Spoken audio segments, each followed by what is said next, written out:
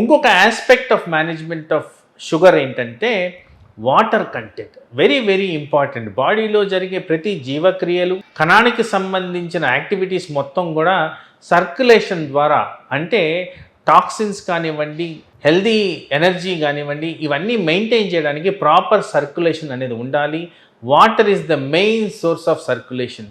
టాక్సిన్స్ని బయటకు వేసేయడంలో కానివ్వండి, జీవక్రియలు ప్రాపర్గా జరిగే విషయంలో కానివ్వండి, వాటర్ సమంగా ఉండడం అనేది మనం గ్రహించాల్సిన అవసరం ఉంది.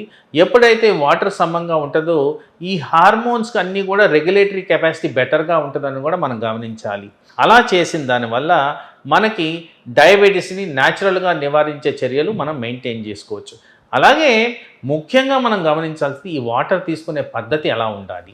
ఐడియల్గా తీసుకోవాల్సిన water lukewarm or lightly warm water, వేడి చేసుకున్న నీళ్లు, చల్లార్చిన నీళ్ళు తాగడం ఇంపార్టెంట్. కోల్డ్ వాటర్ అంత మంచిది కాదు హెల్త్ పరంగా, జీర్ణాశయానికి సంబంధించిన పరంగా కూడా. సో ఆ వాటర్ ఇంటేక్ అనేది గంటకు ఒక glass water around 200 to 250 ml తీసుకుంటే it is round about 3.5 litres నుంచి 4 లీటర్స్ మన డైలీ రిక్వైర్మెంట్కి సరిపోయే అమౌంట్ అది. ఆ విధంగా చేసిన దానివల్ల వెయిట్ రెగ్యులేషనే కాకుండా డయాబెటిక్ రెగ్యులేషన్ కూడా జరుగుద్ది.